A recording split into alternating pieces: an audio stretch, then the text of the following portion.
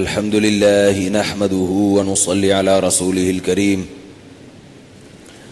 أما بعد فأعوذ بالله من الشيطان الرجيم بسم الله الرحمن الرحيم. حضرت آدم علیہ السلام کا واقعہ چل رہا تھا کہ انہوں نے مندر میں سارے بتوں کو توڑ دیا اور الزام لگایا بڑے پر. آپ تھوڑا سا آگے آ جائیں نا، مجمع میں بیٹھے ہیں. جلا دیا گیا، آگ میں ڈال دیا گیا، اللہ نے اپنی قدرت سے بچا لیا. تو پھر ابراہیم علیہ السلام نے اس قوم کو اور اپنے علاقے کو چھوڑنے کا فیصلہ کر لیا. آپ پر حضرت لوط علیہ السلام ایمان لائے تھے. ابراہیم علیہ السلام کو پھر اللہ نے آزمایا. ایک تو یہ آزمائش تھی، اس کے علاوہ بھی بہت ساری آزمائشیں ہوئیں. ان آزمائشوں کا تو تذکرہ آپ نے سنا ہوگا. اللہ تعالیٰ نے ابراہیم علیہ السلام کو جو زوجہ دی تھی حضرت سارہ، وہ بہت نیک تھیں، بہت پرہیزگار تھیں، تمام قربانیوں میں حضرت ابراہیم علیہ السلام کے ساتھ تھیں.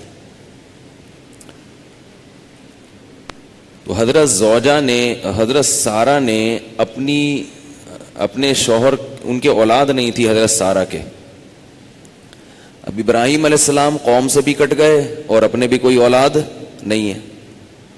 تو ظاہر ہے ایسے میں تو اولاد کی خواہش اور زیادہ ہوتی ہے. تو حضرت سارہ نے اپنے شوہر کی دوسری شادی کرا دی. یہ میں نہیں کہہ رہا، ٹھیک ہے نا، میں نہیں کہہ رہا بھائی، یہ تو ساری کتابوں میں لکھا ہوا ہے. حضرت ہاجرہ سے.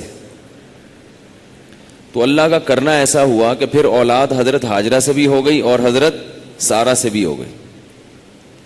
شاید اللہ کو حضرت سارہ کی قربانی پسند آئی ہو. تو اور ابراہیم علیہ السلام بوڑھے ہو چکے تھے اور حضرت سارہ بھی بوڑھی ہو چکی تھی، اولاد پھر بھی نہیں تھی. تو فرشتوں نے گھر میں آ کے حضرت ابراہیم کو بشارت دی کہ آپ کے اولاد ہوگی. تو حضرت سارہ کھڑی ہوئی سن رہی تھیں. قرآن میں آتا ہے فسکت وجہہا، بوڑھی عورتیں جیسے تعجب سے اپنے ماتھے پہ ہاتھ مارتی ہیں نا، چہرے پہ. تو وہ کہنے لگیں یا ویلتا الیدو، ہائے ہلاکت، ہائے کمبختی، کیسی باتیں کر رہے ہو، میں میرے بچہ پیدا ہوگا، وانا عجوز، میں تو بوڑھی ہو گئی، وہذا بالی شیخا، اور یہ بھی کوئی جوان نہیں ہے، یہ بھی بڈھا ہو گیا، میرا میاں بھی بڈھا، میں بھی بڈھی، تو کیسی باتیں کر رہے ہو. تو یہ پورا واقعہ تو میں سناؤں گا، لوط علیہ السلام کا جو واقعہ ہے نا اس کے ضمن میں. تو اللہ نے ابراہیم علیہ السلام کو بہت آزمایا. وَإِذِ ابْتَلَىٰ إِبْرَاهِيمَ رَبُّهُ بِكَلِمَاتٍ فَأَتَمَّهُنَّ، ہر آزمائش میں کامیاب ہوتے تھے. حضرت ہاجرہ سے بیٹے پیدا ہوئے اسماعیل. تو اللہ نے اس میں بڑا آزمایا. حضرت ہاجرہ کو حکم دیا کہ اپنی شوہر کو حکم دیا اپنی بیوی کو مکہ میں ایسی زمین میں چھوڑ کے، اور کہاں سے لے کے چلے ہیں؟ شام سے. ایسے سنگلاخ چٹانے، ایسے ریگستان ہے نا بڑے بڑے، انسان سوچتا ہے اونٹ پہ بیٹھ کر اتنی شدید گرمی میں اس ایسی زمین میں کیسے پہنچے ہوں گے جہاں گھاس کا تنکا تک نہیں ہے، کچھ بھی نہیں تھا وہاں پہ. اللہ بھی کیسے عجیب عجیب احکام دے دیتا ہے. کیسے، کوئی لاجک بنتی ہے اس کی؟ کوئی لاجک بنتی ہے؟ بھئی بیوی کو وہاں چھوڑ کے آ جاؤ. اور بیوی کتنی نیک، حضرت ہاجرہ. دونوں بیویاں ملی اور دونوں نیک. ایسا بہت کم ہوتا ہے، ایسا بہت کم ہوتا ہے. یاد رکھو، لوگ اس چکر میں دو کرتے ہیں کہ ہمیں دونوں نیک ملیں گی، پٹو گے، ٹھیک ہے نا، ایسا نہیں ہوتا. ایک صاحب نے کہا نا کہ چلیں چھوڑے، بات سے بات نکلتی ہے. تو ابراہیم علیہ السلام کی جو زوجہ حضرت ہاجرہ تھی ان کو چھوڑ کے آ گئے اور وہ بھی جا رہی ہیں اپنے میاں کے ساتھ, بس پریشان ہو رہی ہیں, بار بار پوچھ رہی ہیں بھائی کہاں لے کے جا رہے ہو, بتاؤ تو صحیح. صحیح ہے, بخاری میں ہے کہ حضرت ابراہیم علیہ السلام سے پھر حضرت ہاجرہ نے ایک بات پوچھی کہ اتنا بتا دو کہ یہ اپنی مرضی سے کر رہے ہو یا اللہ کے حکم سے. حضرت ابراہیم نے کہا اللہ کے حکم سے. حضرت ہاجرہ نے کہا اذا لا یضیعنا, پھر اللہ ہمیں ضائع نہیں کرے گا, پھر صحیح ہے. اگر میاں بیوی دونوں نیک ہونا, خدا کی قسم گھر بن جائے. دونوں عام طور پہ ہوتے نہیں ہیں, ایک ہوتا ہے تو دوسرا گڑبڑ, دوسرا ہے تو عورت صحیح ہے تو میاں خراب ہے, میاں صحیح ہے تو عورت خراب. اس لیے بچے صحیح نہیں پیدا ہوتے. پھر بچے جو ہے نا وہ عجیب سے ہوتے ہیں, پھر وہ ایسے ہی ہوتے ہیں جیسے ہم لوگ بیٹھے ہوئے ہیں نا آپ کے سامنے. تو میرے تو والدین الحمدللہ دونوں نیک تھے, پھر بھی میں پتہ نہیں ایسا کیوں پیدا ہو گیا, لیکن یہ کہ اس کی برکتیں بہت ہیں. دونوں کی سوچ ایک ہونی چاہیے, کیا بنانا ہے بچے کو, دونوں کی سوچ ایک ہونی چاہیے. تو حضرت ہاجرہ کو جب میدان میں چھوڑ کر آ گئے تو پوچھ رہی ہیں کہاں کہاں کہاں. آپ جا کے دیکھو کیسے ریگستان ہیں بڑے بڑے. کبھی جہاز سے جاؤ نا تو کھڑکی سے جھانک کے دیکھا کرو, بند کھڑکی سے, کھڑکی کھول کے نہیں جھانکنا, ٹھیک ہے, گردن اڑ جائے گی ہوا میں. تو اتنے لمبے لمبے صحرا ہیں, اور مکہ کی گرمی, کیسے پہاڑ ہیں چاروں طرف. وہاں لے جا کے صفا اور مروہ کی پہاڑیوں کے درمیان میں چھوڑ دیا. پریشان ہے بھائی, کیوں بھائی, اللہ نے کہا ہے بس ٹھیک ہے پھر صحیح ہے. کیسی قربانی دی حضرت ہاجرہ نے, کیسی قربانی دی, اللہ کے لیے بھاگی ہیں صفا پہ مروہ پہ, اور شوہر چھوڑ کے بیوی کو چلے گئے. بچہ بھی ہے ایک دودھ پیتا, بچہ ہو, باپ کو اولاد سے کیسی محبت ہوتی ہے, اور ایسے بیابان زمین پہ چھوڑ کے آ جائے. اور وہ بیوی جو فرما بردار ہے, نالائق ہونا اس سے تو چلو آدمی کہتے جان چھوٹی, اللہ نے خود ہی کہہ دیا, لیکن بچہ تو پھر بھی نہیں اس کے ساتھ کوئی چھوڑ کر. اور نالائق بیوی سے بھی ایسے تھوڑی جان چھوڑاتا ہے کوئی, ترس تو آتا ہے نا انسان کو. کیسے چھوڑ کر آ رہے ہیں بھائی, اللہ نے کہا ہے. آج ہر حکم میں لوگ لاجک تلاش کرتے ہیں, کیوں کیوں. بھائی اللہ نے کہہ دیا بس ہمارے لیے کافی ہے. نبی نے حکم دیا اپنے ازار کو, شلوار کو ٹخنوں سے اوپر رکھو. اس کی وجہ بیان کی کہ لٹکانا تکبر ہے. لٹکانا کیا ہے؟ تکبر. لیکن اس پر مدار نہیں رکھا ہے, یہ حکمت بیان کی ہے کہ میں اس لیے حکم دے رہا ہوں کہ اس میں نیچے لٹکانے میں کیا ہے؟ تکبر. اب لوگوں کو ایک تکبر کا لفظ مل گیا کہ یار ہم میں تو تکبر نہیں ہے, ہم کیوں لٹکائیں. تو کیا ابو بکر میں تکبر تھا جو وہ اوپر رکھتے تھے؟ کیا حضرت عمر میں تکبر تھا؟ کیا خود نبی میں تکبر تھا جو اوپر رکھتے تھے اور نیچے لٹکانے میں تکبر ہوتا تھا ان کو؟ کیا حضرت علی میں تکبر تھا جو حضرت علی اپنی شلوار کو, اپنے ازار کو اوپر رکھتے تھے؟ ایک صحابی بھی آپ نہیں دکھا سکتے جو اپنے ازار کو نیچے رکھتے ہوں. بعض لوگ یہ کہتے ہیں کہ اس زمانے میں رواج ہی یہی تھا. ایسا نہیں ہے, اس زمانے میں ازار کو نیچے رکھنے کا رواج تھا. ایک روایت میں آتا ہے کہ حضرت عثمان جب گئے ہیں مکہ گئے ہیں صلح حدیبیہ کے موقع پہ, تو مشرکین نے آپ کے ازار کا مذاق اڑایا تھا کہ یہ اوپر کیوں کیا ہوا ہے آپ نے. تو انہوں نے فرمایا کہ میں اپنے نبی کی سنت تمہارے کہنے سے نہیں چھوڑ سکتا. تو عرب جو اس کو عجیب سا محسوس کر رہے تھے, اس کا مطلب کیا تھا کہ یہ کلچر کا حصہ نہیں تھا. اس لیے جو جدید پروفیسر آ رہے ہیں نا آج کل مارکیٹ میں, خود بھی اپنے آپ کو ان سے دور رکھیں اور ایسے ان سے دور رہیں جیسے تمام دوائیں بچوں کی پہنچ سے دور رکھتے ہیں. ان کے پاس سرسری علم ہوتا ہے اوپر کا, ان کے پاس گہرائی اور عمق نہیں ہوتی. تو اس لیے اس کی اصل وجہ تو تکبر ہی ہے, لیکن اس عمل کو شریعت نے تکبر قرار دے دیا ہے. اب آپ کو یہ ازار اپنا ٹخنوں سے اوپر رکھنا پڑے گا. البتہ تکبر کی علت بیان کرنے سے فائدہ کیا ہوا؟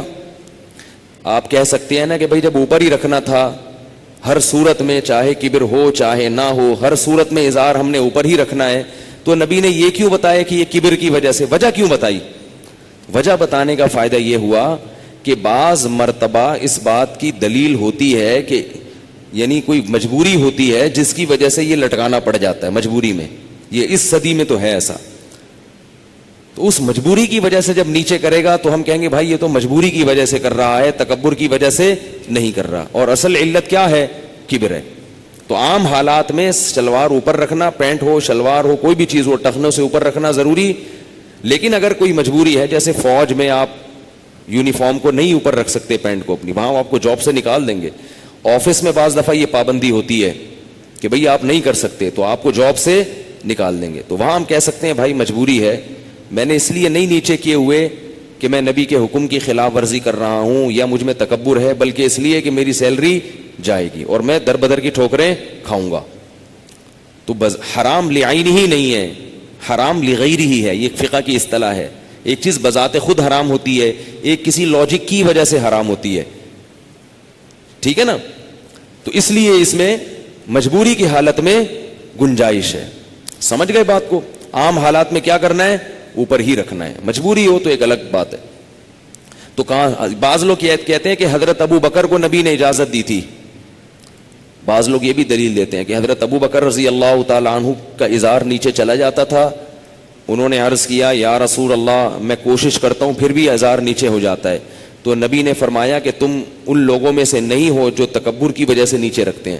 تو اس حدیث سے بعض لوگ یہ سمجھتے ہیں کہ ابو بکر کو اجازت دی ہے. اجازت نہیں دی ہے، تسلی دی ہے کہ اگر کوشش کے باوجود بھی نیچے چلا جاتا ہے تو اللہ تم سے سوال نہیں کرے گا. کسی حدیث میں بھی نہیں ہے کہ ابو بکر رضی اللہ عنہ نے اس واقعے کے بعد، اس حدیث کے بعد ازار نیچے رکھا ہو. تو تسلی دی ہے بھائی تم جان کر نہیں کرتے، ہمیں پتہ ہے، تو صفائی پیش کرنے کی ضرورت نہیں ہے، تم کوشش اوپر ہی رکھنے کی کرتے ہو جاتا ہے. تو ایسا کبھی لاشعوری میں ہو جائے تو ٹھیک ہے. تو ابراہیم علیہ الصلاۃ والسلام نے اپنی زوجہ کو وہاں چھوڑ دیا. وہ بھاگی ہیں، 7 چکر صفا اور مروہ کے لگے ہیں اور اللہ نے اسماعیل علیہ السلام کی ایڑیوں سے پانی کا چشمہ پیدا کر دیا. اور جہاں قربانی ہوتی ہے وہاں برکتیں ہوں گی کہ نہیں ہوں گی؟ ہم لوگ برکت کے قائل ہیں، سمجھ رہے ہو؟ ہم لوگ برکت کے، بزرگوں کی برکت، نماز کی برکت، تلاوت کی برکت. بعض لوگ سرے سے برکت کے وجود کا ہی انکار کر دیتے ہیں. بزرگوں کی اپنی نہیں ہوتی، ان کے عمل کی وجہ سے برکت ہوتی ہے، تو وہ اپنی ہی برکت کہلاتی ہے مجازن. تو اب اس جگہ پہ چونکہ قربانی دی ہے نا ایک اللہ کی بندی نے، اور ابراہیم علیہ السلام کو اللہ نے حکم دیا ایسی زمین کوئی بھی نہیں ہے، آبادی میں چھوڑ دو نا، یا گرینری ہو، پانی کے چشمے ہوں، تو سب رہنے کے لیے تیار ہیں. جیسے بھی جماعتیں نکلتی ہیں تو ہم جیسے نالائق لوگ کیا کہتے ہیں مرکز میں جا کے، یار کوئی مری سائٹ کی جانب تشکیل ہو جائے تو اچھا ہے، گرمی میں مری سائٹ کی جانب تشکیل ہو جائے تو اچھا ہے. تو وہاں کیا ہوا کہ چشمہ پیدا ہو گیا، پانی اللہ نے اپنی قدرت سے پیدا کیا، اور پھر اس جگہ کو اتنا آباد کر دیا کہ دنیا میں اس سے زیادہ کوئی جگہ آباد نہیں. آج بھی دیکھ لو، پاؤں رکھنے کی جگہ نہیں ہے حرم میں، اور اتنی عبادت مسجد حرام میں ہو رہی ہے. اور وہاں ایک خاص کتنی عبادت نظر آ رہا ہے نا، اتنے لوگ ایک وقت میں کھڑے ہو کر تراویح پڑھتے ہیں، اتنے لوگ چاروں طرف سے بیت اللہ کو گھیرا ہوا ہے، طواف کی جگہ نہیں ملتی. تو جب ابراہیم علیہ السلام نے قربانی دی تو وہاں رزق نہیں تھا، تو اللہ نے کیا کہا، وہاں رزق کے دروازے کھول دیے کہ جتنا رزق اس جگہ پر ہوگا دنیا میں کہیں بھی نہیں ہوگا. دسمبر میں بھی مکہ میں آم مل رہے ہیں، آپ کو یہاں جون میں آج کل بڑی مشکل سے ملیں گے، وہاں دسمبر میں بھی آم مل رہا ہے. ہر موسم پوری دنیا سے کھچ کے آتا ہے اور بہترین پھل آتا ہے، ہر پھل آتا ہے پوری دنیا سے، ہر موسم کا پھل پہنچتا ہے، اور بے موسم ملے گا آپ کو وہاں پہ پھل.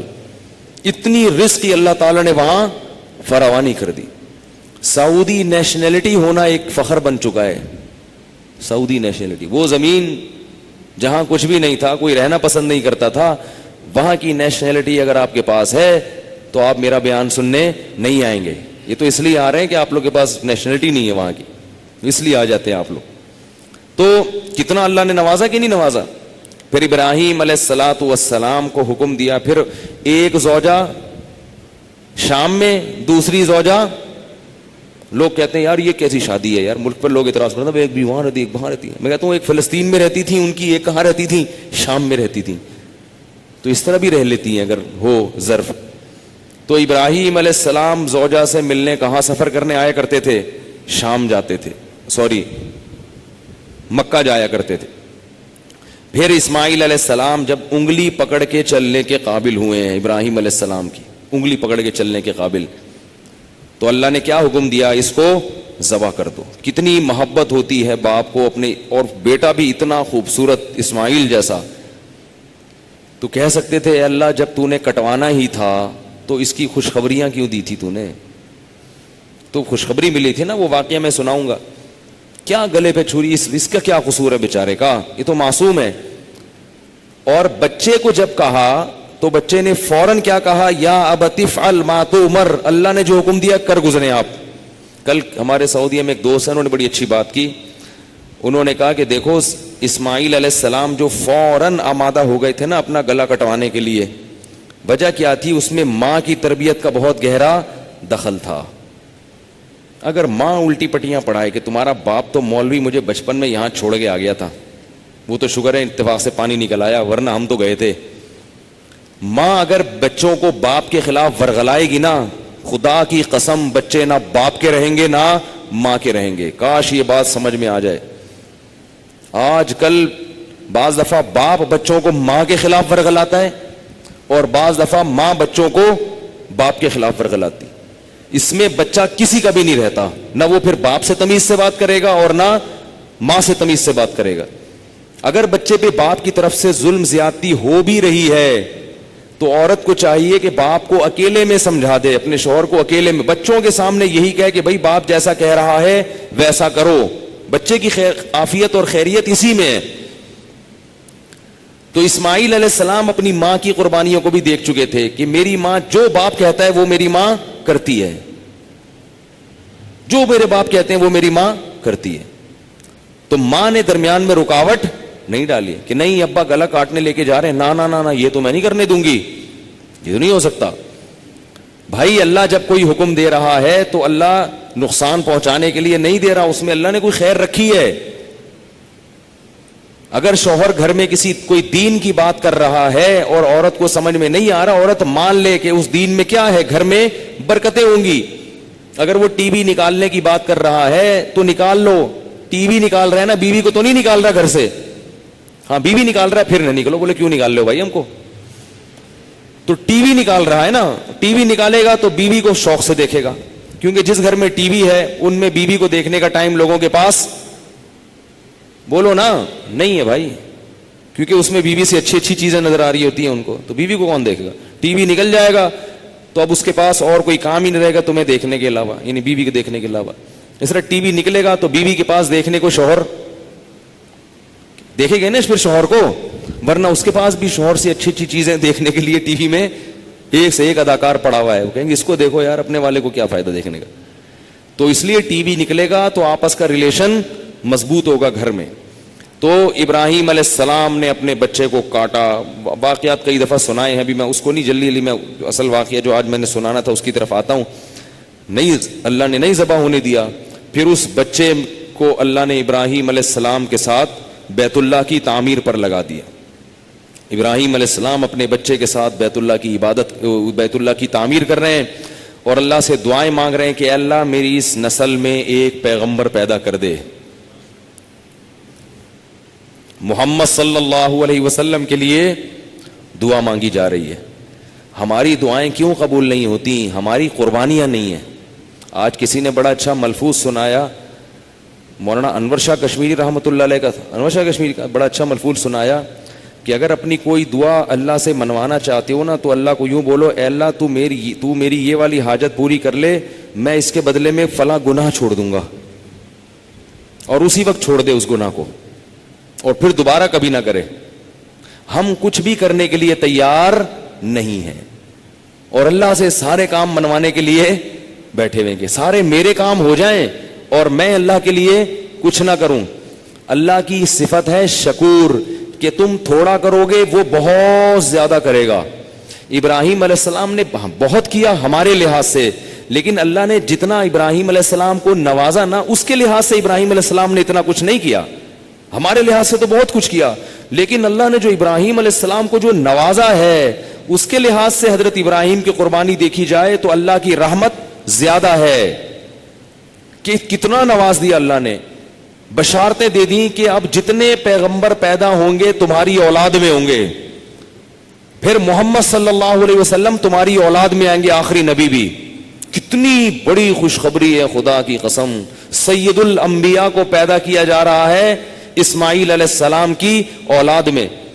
تو اللہ نے جب حضرت ابراہیم کو آزمایا نا، تو پھر اللہ نے کیا بشارت دی کہ اب اے ابراہیم اب آزمائشیں ختم، اب میں تمہیں دنیا میں بھی اجر دوں گا اور آخرت میں بھی۔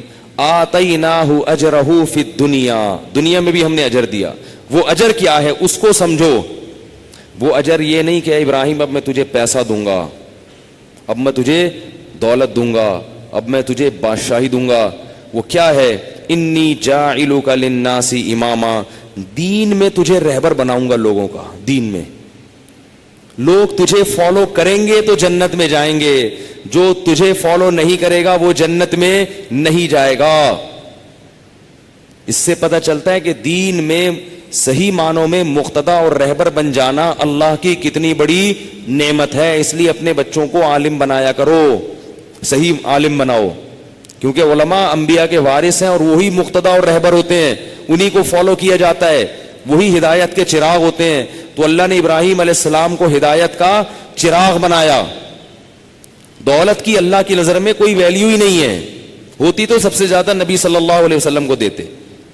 یہ تو ایسے ہی ہے کہ کھاؤ پیو، جیسے کھلونے ہوتے ہیں نا، یہ گاڑیاں اور یہ ایسے ہی جیسے بچوں کو کھلونے دے دیتے ہیں نا، بچے خوش ہوتے ہیں، تو ہم کہتے ہیں بیوقوف آدمی کھلونے پہ ہنس رہا ہے۔ تو گاڑیاں اور یہ بنگلے اور یہ چیزوں کی ویلیو نہیں ہے اللہ کی نظر میں۔ یہ کیا ہے؟ یہ تو کھیلنے مٹی کی چیزیں۔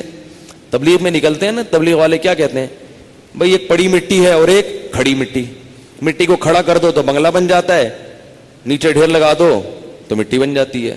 کھڑی مٹی اور پڑی مٹی کچھ بھی نہیں ہے، کچھ بھی نہیں ہے۔ اس پہ دل لگا رہے ہیں، ٹائلیں ایسی، میرے لیٹرین کے نلکے ایسے ایسے ایسے نلکے۔ ہمارے ایک رشتہ دار ہیں، انہوں نے بڑا اچھا گھر بنایا، تو مجھے لیٹرین کے نلکے دکھا رہے ہیں، اپنے لیٹرین کا دروازہ دکھا رہے ہیں۔ یار اوریجنل وہ ہے، دیار ہے، دیار اوریجنل۔ میں نے بھی تعریف تو کی، میں نے کہا ماشاءاللہ، تھی بھی بڑی ٹائٹ، اوریجنل دیار کا انہوں نے لیٹرین بنایا ہے۔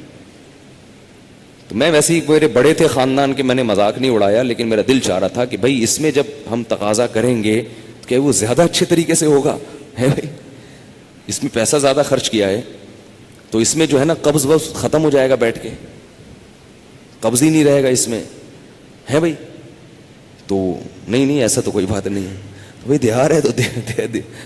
خیر ٹھیک ہے، اللہ نے پیسہ دیا تو بنا لو، لیکن اتنا زیادہ اس پہ اترانے کی ضرورت، یہ فخر کرنے نہیں ہے بھائی، ٹھیک ہے، لکڑی ہے، پہلے وہ درخت میں لگی ہوئی تھی، اب آپ کے گھر میں لگ گئی، وہ بھی ختم ہو جائے گی، یہ بھی ختم ہو، اور اس سے پہلے آپ ختم ہو جائیں گے۔ بڑی مصیبت یہ ہے کہ گھر تو پھر بھی رہتا ہے تھوڑے دنوں تک، بندہ پہلے مر جاتا ہے۔ تو یہ دیار اگر قبر میں بھی جائے اور یہ وہاں بھی گھر ہو تو پھر تو ٹھیک ہے، نہیں تو یہ تھوڑے دن کی زندگی، کیونکہ گھر جب بنتے تیار ہوتا ہے نا، جو لوگ گھر بناتے ہیں تو اس عمر میں بناتے ہیں۔ جوان آدمی کا کام نہیں ہے گھر بنانا، وہ تو ابھی سے پلاننگ کر رہا ہے بحریہ ٹاؤن میں پلاٹ لینے کی، پھر وہ پیسے جمع کرتے کرتے کرتے بنائے گا کب؟ 50-60 سال کی عمر میں۔ اس سے پہلے بنانا بھی بیوقوفی، آپ کے بچے ہی نہیں ہوتے تو کیا کرو گے؟ اکیلے رہنے کے لیے کیا ضرورت ہے اتنی انویسٹمنٹ کی؟ کھاؤ پیو موج مستی کرو۔ تو جب اتنی وہ بنا کے جب عمر ہوتی ہے، اس میں 2-3 بچے ہو گئے اتفاق سے، وہ بھی، اب آدمی سوچتا ہے گھر بناؤ تو وہ 50-55 کا ہو چکا ہوتا ہے، اب اس کی خبر کی تیاری 10-15 سال بونس کے، ورنہ تو 50 سال میں ہی مر جاتے ہیں اٹیک سے۔ تو اب چھوڑو، کیا ٹینشن لینی بھائی اتنی۔ اس لیے میں کہتا ہوں ٹینشن فری زندگی گزارو، اللہ کی بندو، جو کرنے کا کام ہے اس کی طرف زیادہ توجہ دو۔ تو ابراہیم علیہ السلام کو اللہ نے نوازا کیسے؟ اے ابراہیم تجھے دنیا کا کیا بناؤں گا؟ امام، جو تجھے فالو کرے گا وہ ہوگا کامیاب۔ حتیٰ کہ ہمارے نبی کو بھی حکم دیا، واتبع ملت ابراہیم حنیفا، اے محمد صلی اللہ علیہ وسلم، ابراہیم کے دین پہ چلنا ہے آپ نے، اس دین سے آپ نے ہٹنا نہیں ہے۔ حضرت ابراہیم کو یہ فضیلت ہے کہ اس مسلمان بھی ان کو مانتے ہیں، یہودی بھی ان کو مانتے ہیں، اور عیسائی بھی ان کو مانتے ہیں، سب ان کو اپنا مقتدا اور رہبر مانتے ہیں، ان پہ جا کے سب جمع ہو جاتے ہیں۔ تبھی اللہ بار بار ابراہیم کا ذکر کرتے ہیں، ابراہیم علیہ السلام کا، کہ دیکھو یہ تو ایسے نہیں تھے، تم ایسے کیوں ہو گئے، جبکہ تم دعویٰ یہ کرتے ہو کہ ہم ان کو فالو کرتے ہیں۔ اتنا بڑا مقام۔ اور دوسرا انعام اللہ نے کیا کیا؟ دوسرا انعام، بلکہ اسی پہلے انعام کی تکمیل کیسے کی ہے نیک اولاد دے دی, بشارتیں دے دی کہ ایک بیوی سے اسحاق پیدا ہوں گے اور دوسری سے اسماعیل. دونوں سے کیا ہوگا؟ آگے تمہاری نسل چلے گی اور اس میں بڑے بڑے پیغمبر پیدا ہوں گے. قرآن میں اور بھی جگہوں پر ہے کہ اللہ جب کسی کو نوازنے پر آتا ہے تو اس کو اولاد دے دیتا ہے, صالح اولاد, نیک اور صالح اولاد. اس سے پتہ چلتا ہے کہ نیک صالح اولاد کی شریعت میں بڑی اہمیت ہے. زکریا علیہ السلام کو اللہ نے نوازا اولاد دے کے, حضرت عمران کو اللہ نے نوازا حضرت مریم دے کے, حضرت مریم کو اللہ نے نوازا عیسیٰ ابن مریم دے کے, زکریا علیہ السلام کو بڑھاپے میں اولاد دے کے. تو یہ اولاد کا کوئی خاص ہے اسلام میں, ہمارے نبی کی نظر. اب آپ یہ کہہ سکتے ہیں کہ بھئی ہمیں وہ تو نیک اولاد تھی نا, ہمیں کیا پتا کہ نیک ہوگی کہ نہیں ہوگی. تو بھئی جب جو چیز پتہ نہیں ہوتی, دیکھو ایک سیب میں, ایک پیٹی میں بہت سارے سیب ہیں, آپ کو پتا نہیں کہ ان میں اچھا سیب کون سا ہے اور خراب کون سا ہے, پتا نہیں. سیب بہت ضروری ہے, پوری پیٹی اٹھا کے لے آؤ, ایک نہ ایک تو صحیح نکلے گا کہ نہیں نکلے گا. کیسے سمجھائیں بھائی, ایک نہ ایک تو صحیح نکلے گا کہ نہیں نکلے گا. اور اگر صرف 2 سیب اٹھا لیے تو چانس کیا ہے کہ یہ صحیح نہیں نکلیں گے. تو اس لیے جب ہمیں نہیں پتا کہ ہمارا ایک بچہ صحیح ہوگا کہ 2 بچے صحیح ہوں گے, اتنے بچے ہونے چاہیے کہ اتفاق سے 2-3 تو صحیح, کوشش نہ کرنے کے باوجود بھی 2-3 تو اچھے نکل ہی آتے ہیں. اپنی کوشش, اپنی بھی تو ان کی کوشش ہوتی ہے نا. اس لیے شریعت میں اولاد کی کثرت کی ترغیب ہے, اور اللہ نے بتا دیا لا تدرون ایہم اقرب لکم نفعا, تمہیں پتا نہیں ہے کہ کون سا اس میں تمہارے کام کا نکل آئے, اس لیے اولاد کی کثرت. ورنہ جو باقی نکلیں گے وہ بھی کلمہ گو تو ہوں گے نا, کم از کم کلمہ تو پڑھتے ہوں گے نا, مومن تو ہوں گے, بدعمال ہی کیوں نہ ہوئے. ایمان خود ایک بہت بڑی نیکی ہے, معمولی چیز نہیں ہے ایمان. یہ جو لوگ کہتے ہیں نا ہمارے بچے بگڑ جاتے ہیں, یہ ہو جاتا ہے, بھائی کلمہ پڑھتا ہے نا, کلمہ پڑھتا ہے, وہ کافر سے کروڑہ گنا بہتر ہے, کروڑہ گنا بہتر ہے. اللہ نے بنی اسرائیل میں پیغمبر بھیجا, فرعونیوں میں کیوں نہیں بھیجا؟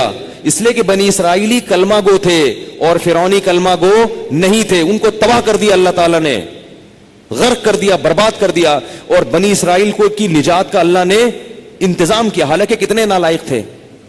عمل میں بنی اسرائیل بڑے بدتر تھے, لیکن ایک ان کے پاس نعمت تھی, وہ کیا تھی؟ موسیٰ کو نبی مانتے تھے, کیونکہ پیغمبروں کی اولاد میں تھے, مانتے تھے کہ اللہ پیغمبر بھیجتے ہیں اور پیغمبر دنیا میں آتے رہے ہیں.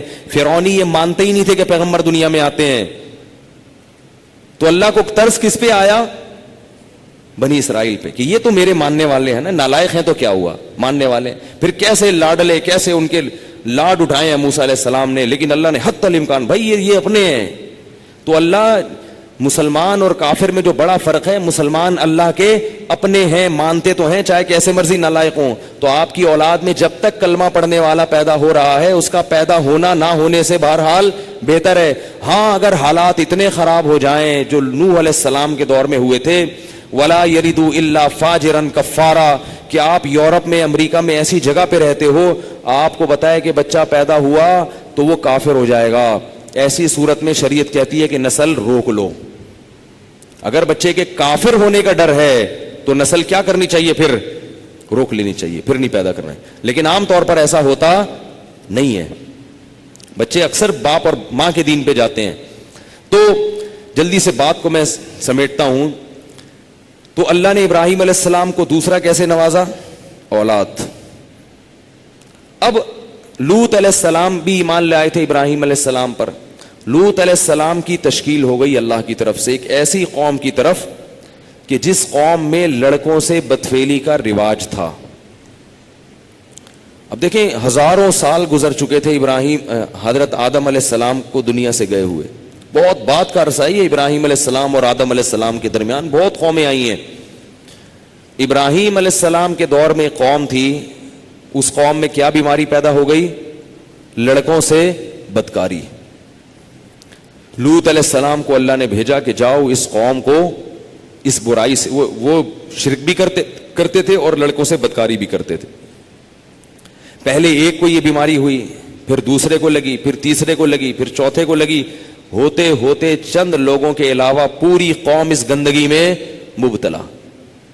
لوط علیہ السلام گئے, سمجھایا سمجھایا سمجھایا, مگر قوم باز نہیں آئی. یہاں تک کہ لوط علیہ السلام کو دھمکی دینے لگے. کبھی کہتے ہیں انہم اناس یتطہرون, یہ بڑے پاکیزہ بنتے ہیں بھائی, یہ بڑی نیچر کی فطرت کی باتیں کرتے ہیں, ان کو بستی سے نکال دو, نکال دو ان لوگوں کو یہاں سے. کبھی کہنے لگے کہ جو ہے نا ہم تمہیں یہاں سے نکال دیں گے, بہت ساری باتیں. لوط علیہ السلام نے ان کو کیا سمجھایا. یہ ایک ایک لفظ جو ہے نا لوط علیہ السلام کا اس موقع پر, یہ دنیا کے لیے ہدایت ہے, دنیا کے لیے.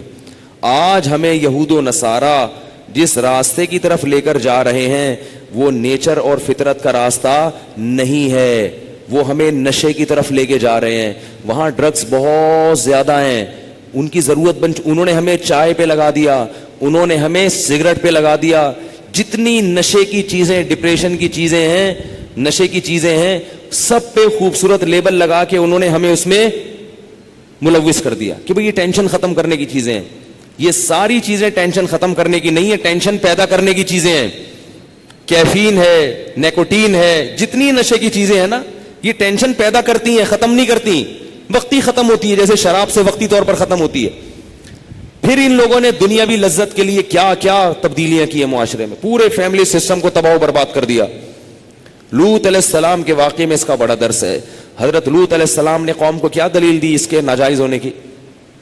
انہوں نے کہا اتأتون الذکران من العالمین, کہ پورے جہان میں صرف تم ایک ایسی قوم ہو جو یہ کام کرتی ہو, پوری دنیا میں کوئی کافر بھی یہ کام نہیں کرتا. اور یہ بھی کہنے لگے ما سبقکم بہا من احد من العالمین, آدم سے لے کے آج تک ہزاروں سال گزر گئے, کائنات میں یہ جرم کبھی کسی نے نہیں کیا. کیوں نہیں کیا بھائی؟ شرک ہوا ہے, زنا ہوا ہے, مگر لڑکوں سے بدفعلی لوط علیہ السلام کی قوم سے پہلے کبھی بھی دنیا میں نہیں ہوئی. کیا کسی کتاب میں پڑھا تھا انہوں نے؟ کیوں نہیں ہوئی؟ اس لیے کہ انسان کی فطرت اس کو قبول کرتی نہیں ہے. لڑکے کی رغبت لڑکے کی طرف اللہ نے رکھی نہیں ہے, ہو ہی نہیں سکتی. اس کے لیے روکنے کی ضرورت ہے ہی نہیں کسی کو. بات آ رہی ہے سمجھ میں؟ یہ فطرت کے خلاف ہے. تو اللہ نے لوط علیہ السلام سے پہلے کوئی پیغمبر ہی نہیں بھیجا دنیا میں یہ سمجھانے کے لیے. اس لیے نہیں بھیجا کہ تھا ہی نہیں. کیوں نہیں تھا بھائی؟ طبیعت ہی مائل نہیں ہوتی. لوط علیہ السلام کی قوم نے کیا ہوا ہے کہ ایک شیطان نے گڑبڑ کی, ایک کو چسکا لگایا, اس نے دوسرے کو لگایا, اس نے تیسرے کو. جیسے ہیروئن چرس کی بدبو سے انسان کا دل کیا کرتا ہے, اس چرس اور ہیروئن سے دور بھاگنے کا دل کرتا ہے. لیکن کوئی آپ کو اگر لارے رپے دے کے پلا دے تو وہی گند آپ کو دودھ اور شہد سے زیادہ مزے کا لگنے لگتا ہے. یہی حال ہوتا ہے اس میں. اب میں اس میں بہت اہم باتیں کروں گا آپ کے سامنے, اس کو خوب اچھی طرح سنیں. لوط علیہ السلام سمجھا رہے ہیں اپنی قوم کو, اور ساتھ ساتھ یہ بھی کہہ رہے ہیں وَتَذَرُونَ مَا خَلَقَ لَكُمْ رَبُّكُمْ مِنْ أَزْوَاجِكُمْ, تمہارے پروردگار نے تمہارے لیے جو عورتیں پیدا کی ہیں نکاح کے لیے, ان سے اپنی خواہش پوری نہیں کر رہے, اور جس کو پیدا نہیں کیا اس کی طرف جا رہے ہو. انتم قوم تجہلون, کبھی کہا تم جاہل لوگ ہو, کبھی کہا تم عادون, اللہ کی حدود کو توڑنے والے ہو, فطرت کی حدود کو توڑنے والے ہو. مگر قوم کی سمجھ میں نہیں آ رہا. میرا بھی ایک انگریز کے ساتھ مناظرہ ہوا ہے اس پہ. وہ یہ کہتا تھا کہ یہ کیوں حرام ہے, کیوں حرام. اس نے کہا ہمارے ہاں تو یہ کلچر ہے, لڑکا لڑکے سے, لڑکی لڑکی سے, یہ کیوں گند ہے, کیوں برا ہے. میں نے کہا یہ فطرت کے خلاف ہے. کیا ہے فطرت کی ڈیفینیشن کیا ہے؟ بحث کرنے جاؤ گے نا کہ کسی نتیجے پر نہیں پہنچ سکتے. میں نے کہا ہمارے ہاں یہ بہت بڑی گالی ہے. کہہ رہے آپ کیا کلچر نہیں ہے, اس لیے ہمارے ہاں کلچر ہے. مجھے وہی یاد آیا کہ اصل علاج دلائل نہیں ہے, اصل وہ علاج ہے جو اللہ نے لوط علیہ السلام کی قوم کے ساتھ علاج کیا تھا. وہ کہہ رہے ہیں کہ بھئی عورتیں کی پیدا کی ہے نا, ان سے نسل بڑھے گی, لیکن قوم جواب میں کیا کہہ رہی ہے, نہیں. پھر کیا ہوا؟ اللہ نے حضرت ابراہیم علیہ السلام کے پاس فرشتے بھیجے. ابراہیم علیہ السلام کی اولاد نہیں تھی. مشہور واقعہ ہے کہ فرشتے آئے, میں پہلے یہ واقعہ سنا چکا ہوں. وہ کھا نہیں رہے تھے, ابراہیم علیہ السلام ڈر گئے کہ یہ دشمن تو نہیں ہے, تو انہوں نے ابراہیم علیہ السلام کو خوشخبری سنائی کہ آپ کے اسحاق پیدا ہونے والا ہے. حضرت سارہ کے اسحاق پیدا ہوگا. تو حضرت سارہ نے ایسے ماتھا بولا میں بڈھی اور یہ میرا بڈھا شوہر, کیسے اولاد پیدا ہو جائے گی ہمارے. تو فرشتوں نے کیا کہا, اتعجبین من امر اللہ, اللہ کے حکم پہ تعجب ہو رہا ہے. رحمت اللہ وبرکاتہ علیکم اہل البیت, اے گھر والو تم پر تو اللہ کی خصوصی رحمتیں ہیں, تم لوگوں پر اللہ کی خصوصی, تم عام لوگوں کی طرح نہیں ہو, تمہاری تو قربانیاں ہیں, تو تمہارے ساتھ ایسا معاملہ کیوں نہیں ہوگا. اور یہ بھی بتایا کہ بیٹا پیدا ہوگا اسحاق, اور پھر اسحاق کے ہاں بھی بیٹا پیدا ہوگا یعقوب. یہ دونوں پیغمبر ہوں گے, بیٹا بھی اور پوتا بھی, دونوں پیغمبر ہوں گے. اور ادھر اسماعیل علیہ السلام کی خوشخبری بھی. تو اب کیا ہوا کہ ابراہیم علیہ السلام کو ان لوگوں نے جب خوشخبری دے دی تو پھر ابراہیم علیہ السلام نے پوچھا کہ اب تم کہاں جا رہے ہو. تو انہوں نے کہا کہ ہم قوم لوط کی طرف جا رہے ہیں, اور اللہ نے فیصلہ کر دیا ہے انا منزلون علی هذه القرية رجزا من السماء, آسمان سے ان پر عذاب آئے گا اور اس پوری بستی کو اللہ تباہ و برباد کر دے گا. قرآن کہتا ہے ابراہیم علیہ السلام کا دل تھا نرم, ان کو اس قوم پہ ترس آنے لگا, پوری بستی تباہ, کیونکہ ان کو پتا تھا کہ اللہ کا جب ایک دفعہ عذاب آتا ہے تو پھر ایسا نہیں ہے کہ دنیا میں مار کے ختم کر دیا, پھر تو جہنم کی آگ میں ہمیشہ ہمیشہ کے لیے جلتے رہیں گے. تو اللہ کہتے ہیں یجادلنا فی قوم لوط, ابراہیم ہم سے لوط علیہ السلام کی قوم کے بارے میں جھگڑنے لگے. بعض دفعہ نا قرآن ایسے الفاظ استعمال کرتا ہے, ابراہیم جھگڑ تو نہیں سکتے تھے اللہ سے, لیکن اتنی لجاجت اللہ سے, اتنی دعائیں مانگنے لگے کہ گویا کیا کر رہے ہوں, اللہ سے لڑائی کر رہے ہوں. یہ قرآن کی بلاغت ہے, یہ بلاغت ہے قرآن کی, ایسے جیسے لڑائی کر رہے ہیں. اور پھر ایک عذر بھی پیش کرنے لگے کہ ان فیہا لوطن, وہاں تو لوط علیہ السلام اور ایمان والے وہ لوگ بھی موجود ہیں, وہ تو سب مر جائیں گے بھائی, یہ نہیں کرو یوں نہیں کرو. تو اللہ نے فرشتوں کو حکم دیا کہ ابراہیم کو کہو یا ابراہیم اعرض عن ھذا, اے ابراہیم یہ باتیں چھوڑ دو, انہ قد جاء امر ربک, تیرے رب کا فیصلہ آ چکا ہے. وانہم آتیہم عذاب غیر مردود, اب ایک ایسا عذاب آ کر رہے گا جو کبھی رد ہونے والا نہیں ہے. یہ بحث چھوڑ دے ابراہیم, بس یہ بات نہیں ہو سکتی, کچھ اور کہہ دے ہم سے, وہ تیری دعا مانگ لیں گے, قبول کر لیں گے ہم, یہ دعا آپ کی قبول نہیں ہو سکتی. نحن اعلم بمن فیہا, ہمیں پتا ہے کس کو عذاب دینا ہے اور کس کو ہم نے اس میں بچانا ہے, ہم جانتے ہیں, تو اس بحث کو چھوڑ دے ابراہیم. یہاں سے یہ فرشتے نکلے ہیں, اس سے پتہ چلتا ہے یہ لڑکوں سے بدفعلی بہت گندا کام ہے, بہت گندا کام ہے, زنا سے بدتر ہے یہ, زنا سے بدتر. ابراہیم علیہ السلام نکلے, وہ فرشتے نکلے, اور فرشتے خوبصورت نوجوانوں کی شکل میں تھے. یہ فرشتے لوط علیہ السلام کے گھر چلے گئے. انبیاء عالم الغیب نہیں ہوتے, حضرت لوط علیہ السلام ان کو پہچانے نہیں, بڑے خوبصورت نوجوان. اب لوط علیہ السلام کی جو بیوی تھی وہ کافر تھی, اس زمانے میں کافر عورت سے بھی نکاح جائز تھا. دیکھو بیوی چونکہ کافر ہے نا, تو گھر کا وہ ماحول نہیں بن رہا جو ابراہیم علیہ السلام کے گھر کا ماحول, بولو نا, بن رہا. نوح علیہ السلام کی بیوی کافر تھی, بیٹا کیا نکلا, کافر. وہ برکتیں, وہ والی برکتیں نہیں ملی جو ابراہیم علیہ السلام کو ملی تھی.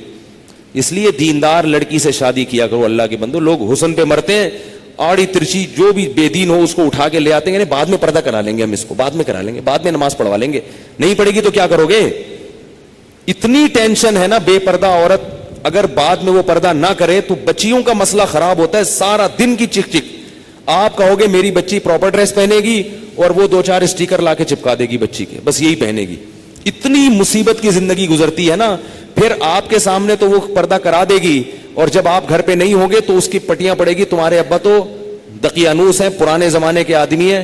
نتیجہ کیا نکلے گا, بیٹی کو پردے سے نہ صرف یہ کہ پردہ کرے گی نہیں, باقاعدہ پردے سے نفرت, اور اپنے باپ سے بھی نفرت ہو جائے گی. اس لیے جب بھی نکاح کرو اللہ کے بندو, بیوی کیسی ہونی چاہیے, دیندار ہونی چاہیے. اس کا بڑا خیال کیا کرو. ہاں اگر ہو شادی کہیں بغیر دیندار کے ہو گئی ہے تو چھوڑو نہیں اس کو, کوشش کرو محبت سے اس کو دیندار بناؤ. اولاد کے بعد بڑے مسائل کھڑے ہونا شروع ہو جاتے ہیں, کیونکہ اولاد میاں بیوی کا الگ الگ مذہب ہوگا نا, بچے بڑے تباہ ہو جاتے ہیں, رل جاتے ہیں. اور دین, جب دین اور دنیا دونوں چیزیں ملیں گی تو اکثریت کہاں جاتی ہے, دنیا کی طرف جاتی ہے. دین اور دنیا دونوں چیزیں ملیں گے تو مزہ کس میں ہے, دنیا میں. جیسے کافر اور اسلام میں دنیا میں کافر زیادہ ہیں مسلمان زیادہ ہیں؟ کافر زیادہ ہیں. تو ہمیشہ نیک لوگ تھوڑے رہتے ہیں. تو بچوں کو جب گھر میں دین اور بے دینی دونوں چیزیں ملیں تو زیادہ تر کس طرف جائیں گے؟ بے دینی کی طرف. کہیں گے اس میں مزے ہیں, ابا ہر وقت درود شریف پڑھتے رہتے ہیں, نصیحتیں کرتے رہتے ہیں, نماز کا کہتے رہتے ہیں, پیسے تو دیتے نہیں ہیں. ٹھیک ہے نا, پیسے دیتے بھی ہیں تو اس میں بھی پابندیاں, یہ نہیں کھا سکتے, گٹکا نہیں کھا سکتے, یہ نہیں کھا سکتے, وہ نہیں کھا سکتے. تو اب کیا ہوا ہے کہ وہ فرشتے خوبصورت چلے گئے لوط علیہ السلام کے گھر میں. ان کی بیوی نے, وہ پیسے لیتی تھی لوگوں سے, جا کے مخبری کر دی شہر والوں کو کہ بڑے خوبصورت لڑکے آئے ہوئے. قرآن کہتا ہے وجاء اہل المدینۃ یستبشرون, شہر کے اوباش لوگ خوشی مناتے ہوئے لوط علیہ السلام کے گھر کو چاروں طرف سے گھیر لیا. لوط علیہ السلام نے فرمایا ہؤلاء ضیفی فلا تفضحون, یہ میرے مہمان ہیں, مجھے ذلیل مت کرو. جو غیرت مند آدمی ہوتا ہے نا وہ مہمان کی عزت کا بڑا خیال رکھتا ہے, تو مر جاتا ہے زمین میں گڑ کے اگر اس کے مہمان پہ کوئی آنچ آئے. اور جو بے شرم ہوتا ہے نا وہ مہمان کو بیچ دیتا ہے کہ میرے گھر آیا ہوا یہاں سے لے جاؤ. یہ غیرت کی باتیں الگ ہوتی ہیں. تو لوط علیہ السلام نے کیا کہا, ان ہؤلاء ضیفی فلا تفضحون, یہ میرے مہمان ہیں, خدا کا واسطہ مجھے ذلیل مت کرو. تو قوم جواب میں کیا کہہ رہی ہے, اولم ننہک عن العالمین, اے لوط تجھے جب اپنے مہمانوں کا اتنا خیال تھا, تجھے ہماری عادت کا پتہ ہے, تو تو نے ان کو گھر میں گھسنے کیوں دیا؟ جب آدمی گناہ کرتا ہے نا تو اس کے پاس بڑے دلائل ہوتے ہیں, سامنے والے سے بحث, ہر بات کا جواب ہوتا ہے اس کے پاس. جب تجھے پتہ ہے کہ ہم ایسے لوگ ہیں تو آنے کیوں دیا گھر میں ان کو؟ عزت کا پہلے خیال کرنا تھا نا اپنا. اب لوط علیہ السلام کی کیا, لو ان لی, پھر کہنے لگے ہؤلاء بناتی, یہ میرے قوم کی بیٹیاں ہیں, ان کنتم فاعلین, تمہیں اگر خواہش پوری کرنی ہے ان سے شادی کرو. اس زمانے میں 4 سے بھی زیادہ شادیوں کی اجازت تھی, تو بھئی شادیاں کرو نا ان سے, یہ ہے نا عورتیں, ان کو کیوں چھوڑا ہوا ہے؟ قوم جواب میں کیا کہتی ہے, ما لنا فی بناتک من حق, ہمیں نکاح میں دلچسپی بولو نا نہیں ہے. خدا کی قسم یہی سوچ آج ہماری قوم کی ہے. خانقاہوں میں مراقبے کروائیں گے, محاسبے کروائیں گے, مدرسوں میں پڑھائیں گے, یونیورسٹیوں میں پڑھائیں گے, جب اس کے دماغ پہ شہوت چڑھے گی اس کو شادی کا مشورہ نہیں دیں گے. اس کو کہیں گے محاسبہ کرو, مراقبہ کرو, فلاں بزرگ کا بیان سنو, تبلیغ میں چلہ لگاؤ, 4 مہینے لگاؤ. خدا کی قسم لا الہ الا اللہ, یہ وہ سوچ ہے جو قوم لوط کی سوچ تھی, یہ مسلمانوں کی سوچ نہیں ہو سکتی. حرام شہوت سے بچنے کا راستہ اللہ نے شادی میں رکھا ہے, محاسبوں مراقبوں میں نہیں رکھا. نکال دو اس قرآن کو اپنے گھر سے باہر. اتنا میں معاشرے کے خلاف اس چیز میں لڑ کے خود تھک گیا ہوں کہ میں کبھی سوچتا ہوں یا تو میں پاگل ہو گیا ہوں یا یہ سارے لوگ پاگل ہو گئے. ایک خاتون کا میرے پاس فون آیا, میں بیوہ ہو گئی ہوں, میرے سے اپنی خواہش برداشت نہیں ہو رہی, زنا کا خطرہ ہوتا ہے, تو میں ایک کم درجے کا گناہ کر کے اپنی خواہش کو پوری کر لیتی ہوں. میں نے کہا حرام ہے, آپ نکاح کریں. مجھ سے کوئی نکاح کے لیے تیار نہیں ہے. میں نے کہا آپ اپنے حقوق سے دستبردار ہو کر کسی سے نکاح کر لیں کہ بھئی مجھے صرف اپنی اس حلال خواہش کے لیے کسی مرد سے نکاح کرنا ہے, میں اپنے آپ کو گناہ سے بچانا چاہتی ہوں, میں اپنے حقوق چھوڑنے کے لیے تیار ہوں. میں نے کہا کر لے گا نکاح, کیونکہ اللہ نے عورت کی خواہش کے لیے مرد کو بنایا اور مرد کے لیے عورت کو. اس کے علاوہ کوئی راستہ اسلام میں حلال نہیں ہے. اور اس مرد سے بھی قیامت کے دن سوال ہوگا جو اتنی بیوہ اور اس جیسی لاکھوں عورتیں بیٹھی ہوئی ہیں, حرام طریقے سے خواہشات پوری کر رہی ہیں, اور جب اس کمبخت سے کہا جاتا ہے کہ تو نکاح کر لے تو کہتے ہیں مجھ میں نکاح کی طاقت نہیں ہے. جبکہ انٹرنیٹ پر روزانہ ننگی فلمیں دیکھ رہا ہوگا, اتنی شہوت ہے, روزانہ اور طریقوں سے اپنی حرام خواہشات پوری کر رہا ہوگا, اور بڑے بڑے قوم میں کارنامے سر انجام دے رہا ہوگا جن کے لیے اچھا خاصا حوصلہ چاہیے. لیکن جہاں کسی عورت کو عفت اور پاک دامنی والی زندگی میسر کرنے کی بات آتی ہے, نکاح کی بات آتی ہے, یہ بکری بن کے بیٹھ جاتا ہے, کہتا ہے میرے اندر قوم سے لڑنے کی, رشتہ داروں سے لڑنے کی طاقت نہیں ہے. ویسے اس کو بولو نا وہاں جا کے بم رکھ کے آؤ تو رکھ کے آ جائے گا. اس کو بولو نا یہ فتح کر لو مارے کا, یہ کر کے آ جائے گا. تو بھائی یہ طریقہ نہیں ہے. اللہ نے سورہ نور میں نظروں کی حفاظت کا حکم دیا, اور اگلی آیت میں اللہ نے نکاح کا حکم دیا ہے, آلٹرنیٹ فوراً بتایا ہے. تو اللہ نے صرف اور صرف مرد عورت کو ایک دوسرے کے لیے پیدا کیا ہے, اور ہن لباس لکم وانتم لباس لہن. فرمایا عورت تمہارے عیب پہ پردہ ڈالے گی اور تم اس کے عیب پہ. شہوت اللہ نے دونوں میں رکھی ہے. جو یہ کہتا ہے نا نہیں ہے, خدا کی قسم جھوٹ بولتا ہے, وہ جھوٹ بولتا ہے. وہ کوئی کہتا ہے وہ اتنی نیک عورت ہے اس میں شہوت نہیں ہے, خدا کی قسم جھوٹ بول رہا ہے. جیسے بھوک لگنے کا تعلق آپ کے نیک ہونے یا نہ ہونے سے نہیں ہے, تو سیکچول ڈیزائرز جو ہیں اس کا کسی کے نیک یا برے ہونے سے تعلق نہیں ہے. اتنی یہ کامن سینس کی بات ہے, یہ سمجھ میں نہیں آ رہی بھائی. اتنی کامن سینس کی باتیں ہیں, اس میں کون سی میں ایسی باتیں کر رہا ہوں جو سمجھ میں نہ آئے, اس پہ میرے اوپر الزام لگتے ہیں, پتہ نہیں کیا سکھا رہے ہیں لوگوں کو. تو یہ جو الٹے کام آج کل ہو رہے ہیں نا, لڑکیاں بھی کر رہی ہیں, یونیورسٹیاں جانے والی لڑکیاں, کالج جانے والی لڑکیاں, میرے پاس فون آتے ہیں ہم یہ کر رہے ہیں ہم یہ کر رہے ہیں. میں کہتا ہوں کیوں بھائی؟ کہہ رہے ہمارے اندر ڈیزائرز پیدا ہوتی ہیں, ہم کیا کریں مفتی صاحب, رشتے ہی نہیں آتے. اور لڑکا بھی کر رہا ہے, ان سے بولو کہ بھائی تم شادی کیوں نہیں کرتے؟ پیسے ہی نہیں ہے, کیسے کر لیں شادی, پیسے ہی نہیں ہے. گرل فرینڈ کے لیے پیسے کہاں سے آ جاتے ہیں بھائی تمہارے پاس؟ نکاح کے لیے یہ دماغ سے نکال دو کہ پیسوں کی ضرورت ہوتی ہے.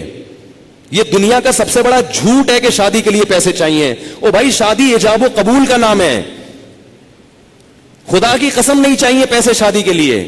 اگر شادی کے لیے پیسے چاہیے ہوتے تو اللہ قرآن میں نکاح کا حکم دینے کے بعد غریب اور فقیر کو الگ سے ترغیب نہ دیتا.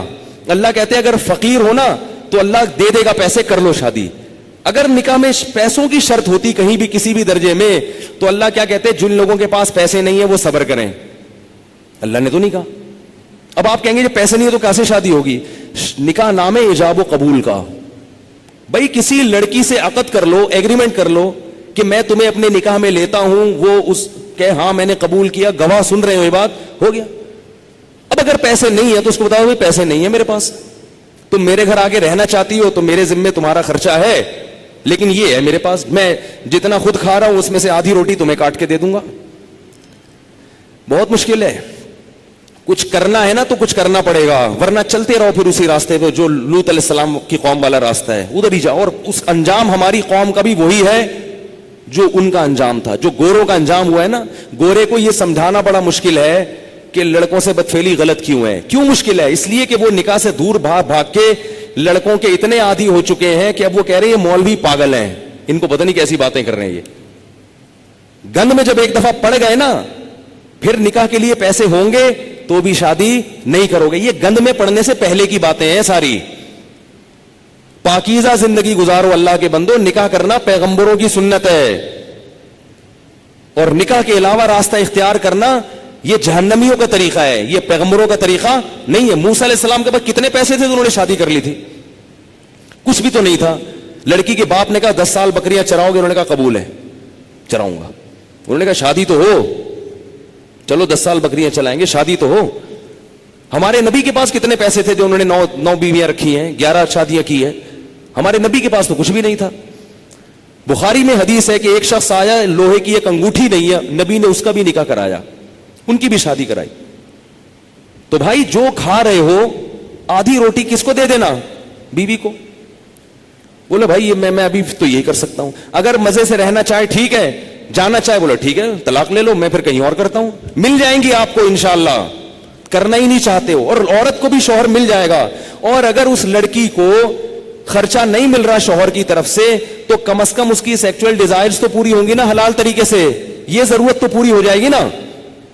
بھائی نکاح کر لے کہ بھائی مجھ میں بھی یہ خواہش ہے, میں حرام سے بچنا چاہتی ہوں, نکاح کر لیا مرد نے, اب کم از کم ان کو میاں بیوی کو ایک اپنی خواہش پوری کرنے کے لیے لباس تو مل جائے گا, ادھر ادھر منہ تو کالا نہیں کریں گے. رخصتی اس وقت کر لیں گے جب پیسے ہوں گے. آپ بولو بھائی میں اپنی آدھی روٹی کاٹ کے تمہیں نہیں دے سکتا, میرا پیٹ نہیں بھرتا, تم وہیں رہو, پہلے سے ایگریمنٹ کر لیں. گے نکاح صرف نان نفقہ اٹھانے کے لیے نہیں ہوتا, زنا سے بچنے کے لیے بھی ہوتا ہے. بلکہ نکاح کا تو بنیادی مقصد زنا سے بچنا, اولاد پیدا کرنا ہے. یہ ذمہ داریاں تو اللہ نے ایک نظام کو چلانے کے لیے مرد کے کندھوں پہ ڈال دی ہیں, ورنہ نکاح کا بنیادی مقصد یہ نہیں ہے. اگر یہ مقصد ہوتا تو محمد صلی اللہ علیہ وسلم حضرت خدیجہ سے شادی نہ کرتے, کیونکہ حضرت خدیجہ کے پاس پیسے تھے, ہمارے نبی کے پاس پیسے نہیں تھے. ذمہ داری اٹھانے کے لیے اگر شادی ہوتی تو خدیجہ سے, ہمارے نبی کی ذمہ داری حضرت خدیجہ نے اٹھائی ہے. نہیں آ رہی بات سمجھ میں؟ پہلی شادی جو ہمارے نبی کی ہوئی ہے اس میں ذمہ داری کس نے اٹھائی ہے؟ حضرت خدیجہ نے. حضرت خدیجہ نے فرمایا میرے پاس مال بہت ہے, شریف آدمی نہیں مل رہا کوئی, تو آپ نکاح, آپ شریف ہیں ٹھیک ہے. تو دو فائدے ہمارے نبی کو اللہ نے دے دیے, ایک بیوی مل گئی اور اللہ نے مالی لحاظ سے غنی کر دیا.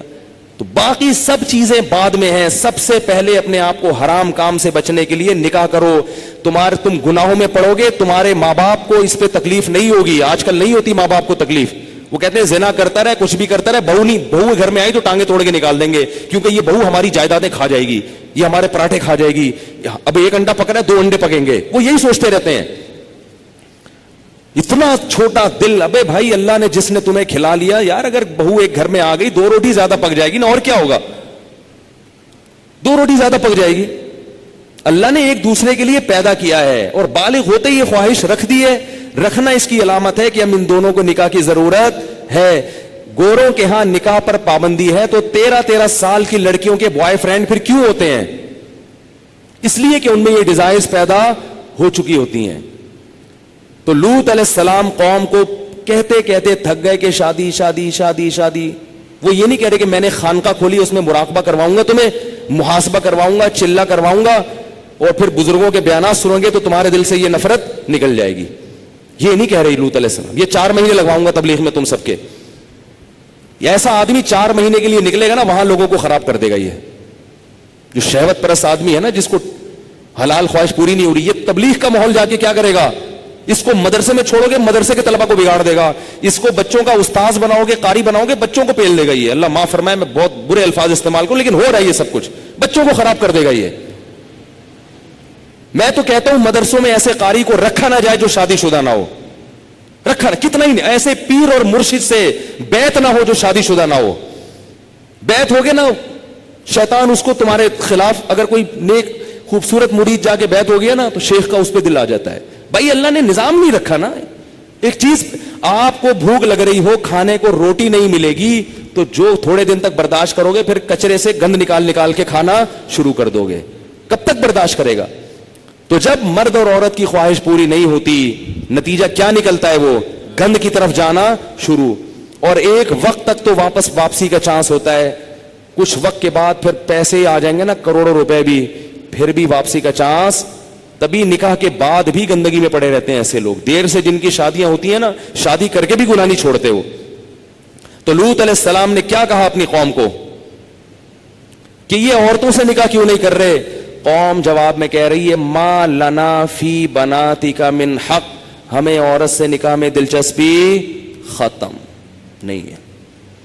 اس سے پتا چلا کہ گناہوں میں جب پڑو گے تو حلال کی لذت بولو نا ختم ہو جائے گی, ختم ہو جائے گی. اور یہی ہو رہا ہے ہمارے معاشرے. بیویاں گھر میں بیٹھی ہوئی ہیں اور منہ کالے ہو رہے ہیں باہر جا کے. عورتوں کے اپنی زوجاؤں کو وقت ہی نہیں دیتے, محبت ہی ختم ہو گئی, کیونکہ اتنی گرل فرینڈ ہیں اسے منہ کالے کرا لی ہیں, اتنی عورتوں سے منہ کالا کرنے کی عادت پڑ چکی ہے, وہ شادی سے پہلے پڑ چکی ہوتی ہے. آج کل جو شادی کے بعد کیسز آ رہے ہیں نا, وہ پتہ ہے کیا آ رہے ہیں؟ شادی ہوئی تو پتا چلا میرے میاں کی اتنی پہلے سے فرینڈز ہیں, اب چند دن تو بیوی کی طرف رغبت تھی, اس کے بعد وہ پرانی والی فرینڈز وہی شروع ہو گئے. عورت پہ کیا گزرتی ہے؟ عورت سب کچھ برداشت کر لیتی ہے, مگر مرد کی بد کرداری عورت سے برداشت نہیں ہوتی. اس کو یہی نہیں پتا کہ کل کس عورت کے ساتھ دوستی لگائے گا, پرسوں کی. گھر تو ایسے گھر تھوڑی چل سکتا ہے. ایک عورت کی کال ہوتی نا جو ایسے اپنے غم بتاتی ہے, تو میں آپ کو بتاتا, درجنوں عورتیں ہیں. نتیجہ کیا نکلتا ہے کہ ان لڑکوں کو شادی سے پہلے لڑکیوں سے دوستیوں کی عادت پڑ چکی ہوتی ہے, وہ چسکے لے لیے ہوتے ہیں. اب شادی کے بعد پھر وہ کہتے ہیں یار ایک بیوی یہ کیا ہے, یہ درجنوں لڑکیاں, درجنوں لڑکیاں. پہلے ہی سے جب بچہ بالغ ہو تو والدین کو اللہ کا واسطہ دے کے کہتا ہوں اپنے بیٹوں کی بیٹیوں کی فکر کرو. بچہ بالغ ہو, برائیوں میں پڑنے سے پہلے اسے اس کو گھر بار پہ لگا دو. اتنا نیک شریف نکلے گا, دیکھو آپ دعائیں دو گے مجھے, ایسا پیارا بچہ نکلے گا آپ کا, تھوڑے دن میں اس کی اولاد ہو جائے گی, میاں بیوی بچہ, وہ اسی میں مشغول ہو جائیں گے. اس کی کیونکہ اللہ نے انسان کے دل میں فطری طور پر گناہ سے نفرت رکھی ہے. جب اس کی حلال طریقے سے تسکین ہو جائے گی تو فطری طور پر اس کا طبیعت جائے گی نہیں گناہ کی طرف. میرے جو بزرگ ہیں, میرے مشائخ ہیں, 13 14 سال کی عمر میں ان کی شادیاں ہوئی تھیں, ایسی پاکیزہ زندگی انہوں نے گزاری ہے. میرے جو بزرگ ہیں میں ان کی بات کر رہا ہوں, 13 سال 14 سال میں ان کی شادیاں ہوئی ہیں, ایسے پاکیزہ زندگی. تو میڈیا تمہیں جہنم کی آگ کی طرف لے کے جائے گا. تو اللہ نے وہ لوط علیہ السلام نے کیا کہا کہ نکاح کرو, انہوں نے کہا ہمیں عورتوں سے نکاح میں رغبت نہیں ہے.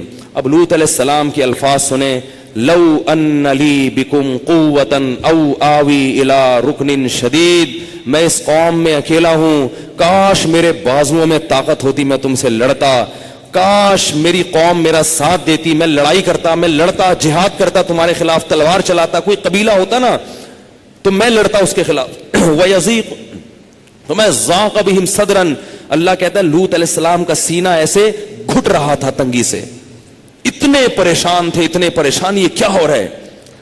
جب فرشتوں نے لوط علیہ السلام کی یہ کنڈیشن دیکھی نا کہ اب تو یہ غم سے مر نہ جائیں کہیں, اتنا سینے میں گھٹن پیدا ہو رہی ہے ان کے, تو پھر فرشتوں نے بتایا یا لوط, کیسی عجیب آیت ہے, یا لوط, اے لوط, لن یصلوا الیک, عربی میں ایک لفظ ہے لا یصلونا, تیری طرف نہیں پہنچیں گے, اور ایک ہے لن یصلوا الیک, ہرگز یہ تیری طرف نہیں پہنچ سکتے, ادھر آ ہی نہیں سکتے یہ.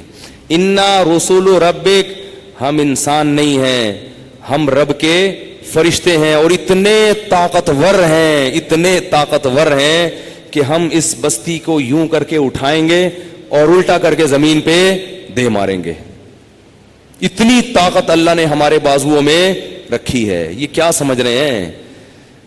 اس سے پتا چلتا ہے کہ جب کسی قوم پر بہت بڑا عذاب آنے والا ہوتا ہے تو گناہ اس کے لیے بہت آسان ہو جاتا ہے. وہ قوم کہتی تھی ہم تو پتہ نہیں کہاں کہاں جاتے تھے خوبصورت لڑکوں کو تلاش کرنے, آج تو گھر میں انتظام ہو گیا. ان کو یہ نہیں پتا تھا کہ یہ وہ لڈو ہے جس میں زہر رکھ کے کھلایا جا رہا ہے تمہیں. تو یہ جو گناہ جو جگہ جگہ کھل رہے ہیں نا, یہ آئس کریم پارلر کے نام پہ زنا کے اڈے جگہ جگہ کھل رہے ہیں, نوجوان لوگ بڑے خوش ہو رہے ہیں کہ یار اب تو کتنا آسان ہو گیا, ایک فون پہ لڑکی گھر آ جاتی ہے. لوگ بتاتے ہیں زنا اتنا آسان ہے بھائی, انٹرنیٹ پہ جاؤ بکنگ کرو, لڑکیاں خود گھر پہ آ جاتی ہیں, پتہ ہی نہیں چلتا, اتنی زنا کے اڈے کھل گئے. اب تو وہاں چلے جاؤ, ادھر چلے جاؤ, آئس کریم پارلر کے نام پہ جگہ جگہ زنا کے اڈے کھلے ہوئے ہیں, پارک بنے ہوئے ہیں, اب تو کوئی روک ٹوک نہیں ہے, لائف کو انجوائے کرو. یہ انجوائے کرنے کے لیے نہیں ہے, یہ خزاں ہے جو بانداز بہار آئی ہے. اللہ جو کھلا رہا ہے پلا رہا ہے, اس لیے نہیں کہ تم زانی بن کے اس کی نافرمانی کرو.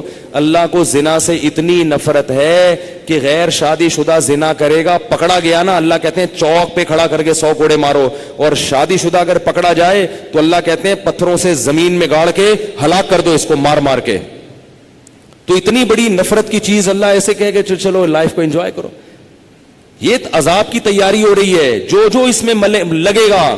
حدیث میں آتا ہے کہ قرب قیامت میں فرات کا پانی ہٹے گا اور سونا نکلے گا اس میں سے, اتنا سونا نکلے گا. آپ نے فرمایا جس نے بھی اس سونے کو ہاتھ لگایا جمع کیا, اس پر عذاب آئے گا اللہ کا. یہ اللہ کی ایک آزمائش ہوگی جو نبی نے پہلے سے بتا دی. اب بیوقوف ہوں گے نا وہ جو وہاں سے حدیث سننے کے بعد بھی سونا اکٹھا کر رہے ہوں گے, خوش قسمت ہوں گے جو بولیں گے نبی یہ رہنے دو, یہ نہیں لو. تو یہ وہی ہے, جب جالوت اور طالوت کا مقابلہ ہوا نا, تو طالوت کے لشکر کو وقت کے نبی نے کیا کہا کہ جس نے نہر کا پانی پیا نا پیاس میں, اس پر اللہ کا عذاب آئے گا, وہ لڑنے کی طاقت نہیں ہوگی. اور جس نے نہر کا پانی دیکھا اور پیاس لگ رہی پھر بھی نہیں پیا, اس کو اللہ استقامت عطا کریں گے. تو اب مجاہدین جا رہے ہیں, درمیان میں دریا آیا, پیاس لگ رہی ہے, پانی ہے, وقت کے نبی کہہ رہے ہیں کہ اس پانی سے تمہیں پینے کی اجازت نہیں ہے. اب دیکھو کوئی مٹکا آ جاتا, گلاس آ جاتا تو آسان تھا بچنا, پورا دریا اللہ نے چلا دیا, بھیا پی کے دکھاؤ. فشربوا منہ, اللہ فرماتے اکثریت نے پیا, تھوڑے سے لوگوں نے نہیں پیا. اکثریت کو اللہ نے تباہ کر دیا, اور ان تھوڑوں سے لوگوں کو اللہ نے جالوت پہ فتح عطا فرمائی, بادشاہ بنا دیا, حاکم بنا دیا, اور اسی میں داؤد علیہ السلام کو اللہ نے پیغمبر بنا دیا. اسی میں داؤد بھی تھے ان تھوڑے سے لوگوں میں, اور ان کو اللہ نے اتنی طاقت دی کہ انہوں نے جالوت کو قتل کیا. اور اللہ فرماتے ہیں جب قتل کیا اللہ نے داؤد کو خلافت بھی دے دی اور نبوت بھی دے دی, اور اتنی بڑی خلافت داؤد علیہ السلام کی لوہے کو ان کے ہاتھ میں نرم کر دیا. پھر ان کے بیٹے سلیمان دیے ان کو, جو ان سے بھی بڑے بادشاہ بنے. تھوڑا سا مجاہدہ کر لو بھائی, وہ پانی سے منع کر رہے ہیں نہیں پیو, اللہ کہہ رہے ہیں یہ جگہ جگہ آئس کریم پارلر کے نام پہ زنا کے اڈے کھلے ہوئے, نظر نیچی کر کے گزر جایا کرو, نہیں کرو. تو جو بچے گا اللہ اس کو نوازے گا, جو جائے گا ایک تھوڑی دیر کے لیے منہ کالا کرے گا اللہ اس کے دل کا سکون چھین لے گا. تو بھائی اللہ کہہ رہا ہے تو رک جاؤ نا بھائی, کیوں جا جا کے منہ کالا کرے انسان وہاں پہ, کیا مل جائے گا تھوڑی دیر کی لذت میں. یہی اللہ کی دعوت ہے, اور مجھے بھی اللہ عمل کی توفیق عطا فرمائے, آپ کو بھی اللہ.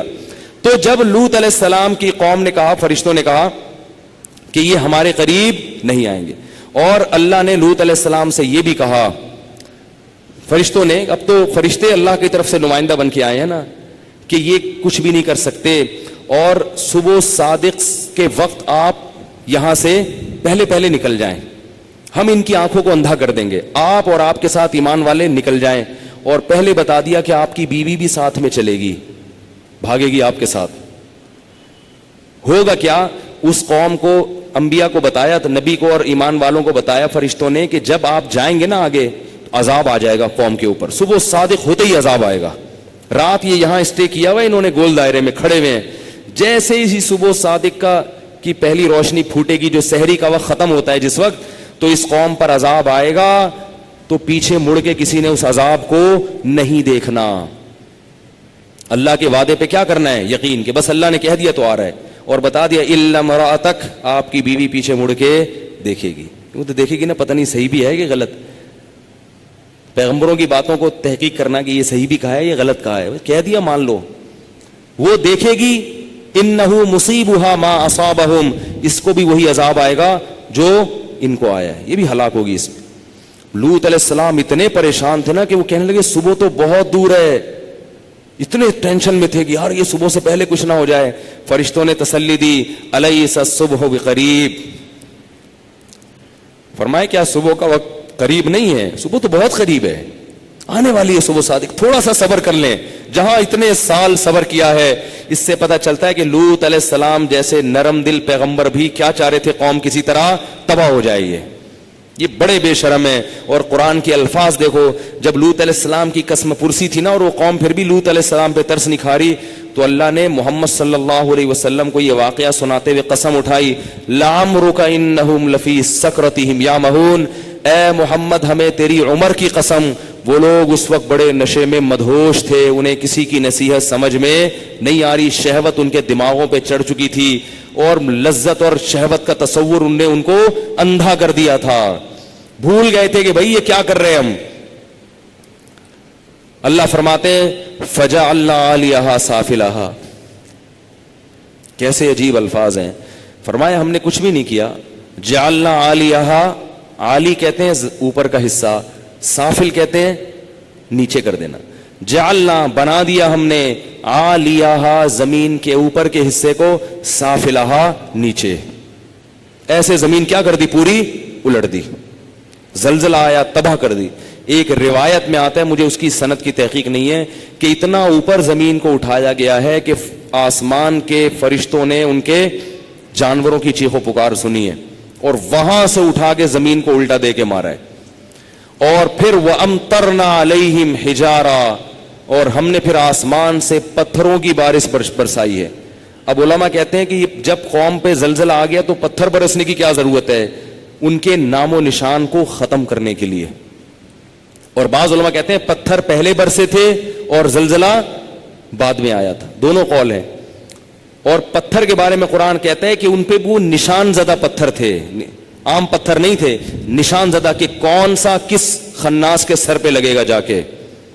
ہر پتھر پہ جو ہے نا وہ اللہ کی طرف سے علامت تھی کہ یہ والا پتھر اس کے سر پہ, یہ والا پتھر اس کے سر پہ لگے گا. تباہ کر دیا اللہ نے.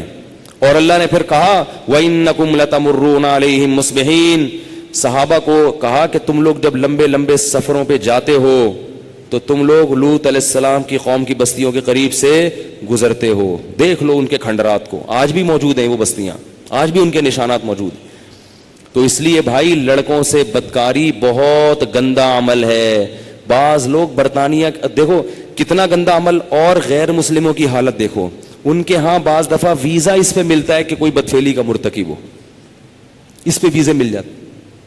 تو یہ قومیں ہیں جن کو ہم فالو کریں گے. برطانیہ کا ویزا بعض دفعہ اس پہ ملتا ہے کہ گے ثابت ہو جائے وہ آدمی, میڈیکل ٹیسٹ ہوتا ہے, گے ثابت ہو گیا ویزا مل جائے گا.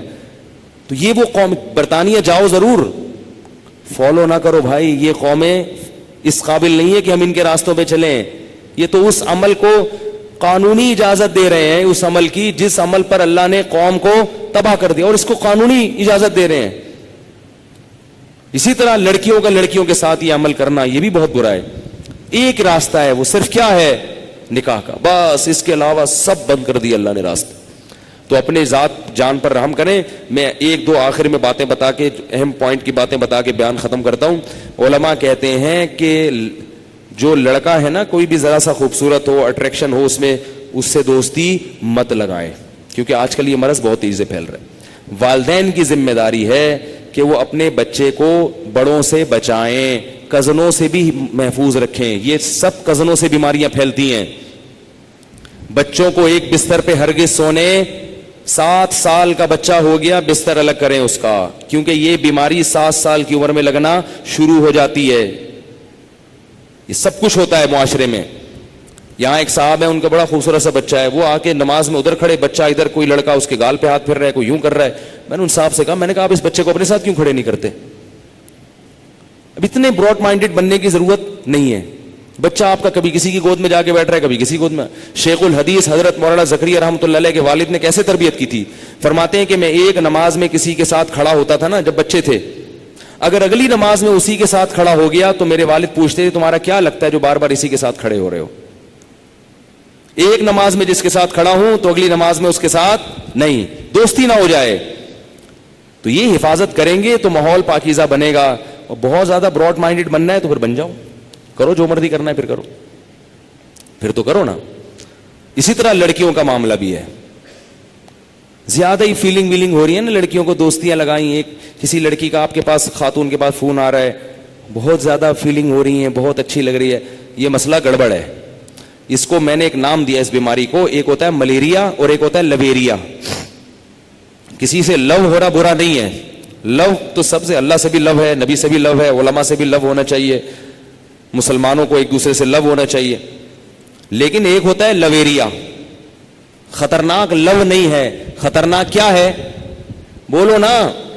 میں اتنا جو تراویح پڑھائی ہے میں نے پوری, اور میں جو یہاں جو گلا پا, مجھے پیسے ویسے نہیں ملتے جو میں نے اتنے لمبا کا لیکچر دیا نا. کوئی بھی آپ میں سے ایسا نہیں جو 50 روپے دیتے, مولوی صاحب اتنا اچھا بیان کیا, دے بھی نہیں دینا کہیں آپ, میں مذاق کر رہا ہوں. تو یہ آپ کے فائدے کے لیے کہہ رہا ہوں, اور اپنے لیے بھی. مجھے خود ان چیزوں کی, مجھے خود ڈر لگتا ہے کہ مجھ سے میں کہیں مبتلا نہ ہو جاؤں. ایسا نہیں ہے کہ ہم کوئی بہت اپنے آپ کو یہ سمجھتے ہیں, تو سب ایک جیسے ہیں. میں اس لیے باتیں کر رہا ہوں تاکہ میں بھی حفاظت کروں. بھائی ہمیں بھی اتنا ہی خطرہ ہے جتنا آپ کو ہے. میں بار بار بیان میں کہتا ہوں, کوئی مولوی ہو یا مفتی ہو, آدمی پہلے ہے, مولوی یا مفتی بعد میں. سب ایک جیسے ہیں بھائی. اس میں ہر ایک احتیاط کرے گا تو معاملہ چلے گا, احتیاط نہیں کرے گا. البتہ یہ ضرور ہے کہ نکاح کی کثرت سے انسان کی بچت کا امکان زیادہ ہوتا ہے, اور نکاح کے بغیر رہو گے تو وہ مولوی خطرناک ہوگا. یہ ہے تو دور رہا کرو. اور عام آدمی بھی خطرناک ہوتا ہے, سبھی ہوتے ہیں. کچھ بہت سے اچھے بھی ہوتے ہیں, اچھے بھی ہوتے ہیں, برے بھی ہوتے ہیں. کہیں ایسا نہ ہو آپ سمجھیں ہمیں یہ کہہ رہے ہیں, فلاں کوئی کہہ رہے ہیں. میں کسی کو برا نہیں کہہ رہا, بس اپنے آپ کو گناہ سے بچانے کی کوشش کرو. اور خواتین کو بھی ایک بات کہتا ہوں کہ بھائی جہاں کہیں فیلنگ ویلنگ ہو رہی ہیں ضرورت سے زیادہ, تو یہ لو نہیں ہے بلکہ یہ کیا ہے؟ لویریا ہے. ایک خاتون نے مجھے بتایا کہ میں نے وہ فلاں صاحب کی جو ہے نا وہ تقریر سنی تو مجھے بہت عجیب سی فیلنگ سے ہو رہی تھیں. ان صاحب کی میں نے تقریر سن کی, آواز بہت خوبصورت, ان کا اسٹائل بڑا, اور مجھے بڑا پیارا لگا, اور یہ اور وہ. پہلے تو میں سمجھا بھائی ہوگا, بھائی ہوتا ہے, ایک نارمل اسٹائل بھی ہوتا ہے, اچھا بھی لگتا ہے, آواز بھی اچھی لگتی. لیکن میری نیندیں اڑ گئی ہیں, اور میں نے کہا یہ لو نہیں ہے, یہ لویریا ہے. یہ کیا ہے؟ اور ملیریا کا علاج میں جیسے جب تک موٹے موٹے انجیکشن کولے پہ نہ ٹھوسے جائیں نا, ملیریا ابتدائی مرحلوں میں ہو تو وہ ایک ٹیبلٹ آتی ہے 3 دن کی. خطرناک ہو جائے نا ملیریا, اتنا خطرناک انجیکشن ہے نا ملیریا کا, وہ کولے پہ لگایا جاتا ہے اور اس سے سویلنگ ہو جاتی ہے, کولے سوج جاتے ہیں. ملیریا کا مریض کہیں بیٹھنے کے قابل, 1 ہفتے تک بیٹھنے کے قابل نہیں. میں نے کہا یہ اتنے موٹے موٹے ٹیکے جب تک نہیں لگیں گے نا یہ لویریا ٹھیک نہیں ہوگا. وہ ٹیکا کیا ہے کہ جس سے لویریا ہو گیا اس سے فوراً ہر قسم کا دینی بھی دنیاوی بھی تعلق ختم کر دیا جائے. اور پھر بھی میں ایک بات بتا دوں, لویریا حرام ہے, چاہے مرد و عورت میں ہو یا مردوں میں. لیکن لڑکا لڑکے کا لویریا, لڑکی لڑکی کا رویریا یہ زیادہ برا ہے. مرد اور عورت کا لویریا بھی برا ہے مگر اتنا نہیں ہے, کیونکہ مرد اور عورت کی تو اللہ نے ایک دوسرے کی طرف اٹریکشن رکھی ہے نا, وہ تو نیچرل ہے نا, وہ تو نیچرل ہے. اور اس کا ایک حل بھی اللہ نے رکھا ہے نکاح کے ذریعے, محل ایک دوسرے کے لیے بنایا ہے, اس میں تو وہ نیچرل ہے. صحابہ کرام میں اس کے واقعات تو ملیں گے, کسی لڑکی سے عشق ہو گیا, بعض صحابہ کے ایسے ہیں اگرچہ وہ اس پہ ندامت ہوئے لیکن ہو گیا. ایسے صحابی میں کوئی واقعہ نہیں ہے کہ لڑکے کو لڑکے سے ہو گیا ہو, کیونکہ ایسی قوم میں اللہ اس کو مقتدی اور رہبر نہیں بناتے.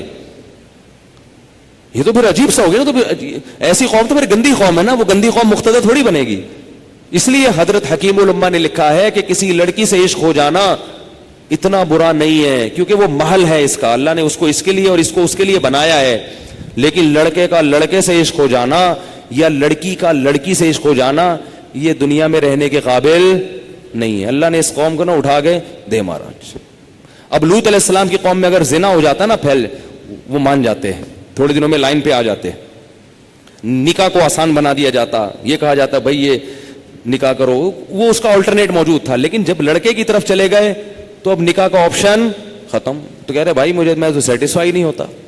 اس لیے اپنے آپ پر رحم کریں, دنیا میں عذاب نہیں بھی آیا تو آخرت میں عذاب آتا ہے. اللہ تعالی ہمارے معاشرے کو پاکیزہ بنائے اور ہمارے جو بچوں کے والدین ہیں نا اللہ ان کو سمجھ دے. یہ پرانا دور نہیں, والدین کو ہاتھ جوڑ کے کہہ رہا ہوں آپ کا دور چلا گیا, اب یہ جدید دور ہے, اس کے حساب سے آپ کو چینجنگ کرنی پڑے گی. اور وہ چینجنگ کیا ہے, بچوں کی جلدی جلدی وقت پہ شادیاں کر دیا کریں اس سے پہلے کہ وہ بگڑیں, کیونکہ بگڑیں گے تو پھر آپ ہم ہی کو فون کرو گے اب کیا کریں, اب میں بولوں گا آپ نے شادی نہیں کی تھی وقت پہ بگڑ گیا. اب خود مائیں پریشان ہوتی ہیں, باپ پریشان ہوتا ہے. بگڑنے سے پہلے اس کو لائن پہ لگا دیں, بیوی سیدھا کر دے گی, کیونکہ بیوی کو بیوقوف بنانا بہت مشکل کام ہے, بہت مشکل کام. آپ جمعرات کو غائب ہوئے, گھر میں آئے, ابا نے پوچھا اتنی دیر سے کیوں آ رہے ہو, آپ بولو گے مدنی مسجد گیا تھا. ٹوپی کرا دی, ابا کہیں گے ہاں میرا بیٹا, اور ماتھے پہ بوسہ لیں گے ماشاءاللہ کتنا اچھا بیٹا ہے. بیوی کو ٹوپی نہیں کرا سکتے. جب لیٹ آؤ گے نا گھر, کہاں سے آ رہے ہو, مدنی مسجد سے, کہے کہ چہرے کا نور بتا رہا ہے کہ مدنی مسجد سے.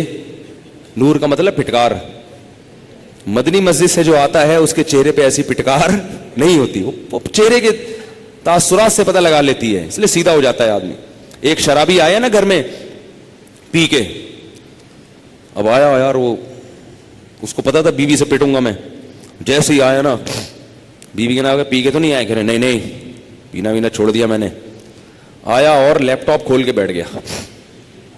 بیوی نے کہا کہ میں کہہ رہی تھی پی کے آئے ہو, کہہ رہے نہیں پی کے نہیں, کہہ رہے پھر بریف کیس کھول کے کیوں بیٹھے ہوئے ہو. لیپ ٹاپ کی جگہ کیا کھولا بتا, بریف کیس کھول کے بیٹھا تو اس پہ ٹک ٹک ٹک ٹک کر رہا تھا بیٹھ. تو بہت ساری چیزیں ہیں, انسان کو لگام مل جاتی ہے. اللہ تعالی ہم سب کو پیغمبروں کی زندگی کو فالو کرنے کی توفیق عطا فرمائے. آج کافی بیان لمبا ہو گیا مگر یہ ٹاپک بڑا حساس ہے, بہت گندگی پھیل رہی ہے معاشرے میں. آج کل ڈیبٹ کریڈٹ پر جو ڈسکاؤنٹ ملتا ہے ہوٹل وغیرہ میں 25%, اس طرح کپڑوں کی خریداری بھی جائز ہے. جو ڈیبٹ کارڈ پہ آج کل جو ڈسکاؤنٹ مل رہا ہے نا خریداری پہ, وہ جائز ہے. تفصیلات اگلے شمارے میں. سبحانک اللہ